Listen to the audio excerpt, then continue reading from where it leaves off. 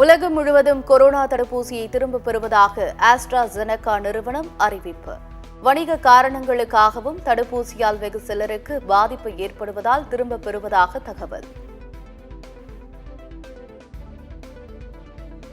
புதுக்கோட்டை மாவட்டம் வேங்கை வயலில் குடிநீர் தொட்டியில் மனித கழிவு கலக்கப்பட்ட விவகாரம்.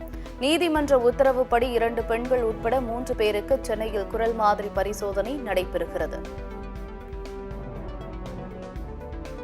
வரும் 17இல் பூமியிலிருந்து சர்வதேச விண்வெளி செல்கிறார் Sunita Williams. Boeing Starliner விண்கலத்தில் சுனிதா வில்லியம்ஸ் மற்றும் பாலி புட் வில்மோர் பயணம் மேற்கொள்கின்றனர். தமிழகத்தில் பல்வேறு இடங்களில் திடீர் கனமழை. சென்னையில் வெப்பம் தணிந்து குளிர்ச்சியான சூழல். விழுப்புரத்தில் இடி மின்னலுடன் கனமழை. வெயிலின் தாக்கம் குறைந்து குளிர்ச்சியான சூழல் நிலவுவதால் மக்கள் மகிழ்ச்சி.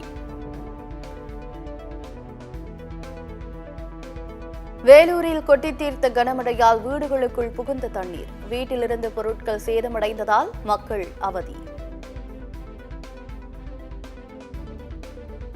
+2 முடித்த மாணவர்களுக்கு உயர்கல்விக்கு வழிகாட்டும் கல்லூரி கனவு நிகழ்ச்சி இன்று முதல் தொடக்கம். உயர்கல்விக்கான வாய்ப்புகள், டிப்ளமோ படிப்புகள், கல்லூரிகளை எவ்வாறு தேர்ந்தெடுப்பது உள்ளிட்ட விவரங்கள் மாணவ மாணவியருக்கு வழங்கப்பட உள்ளன.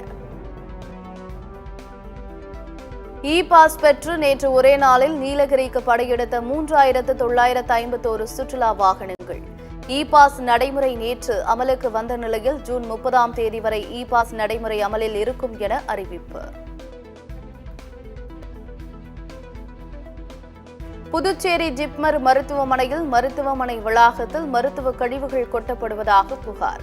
மாசு கட்டுப்பாட்டு அதிகாரிகள் நேரில் ஆய்வு.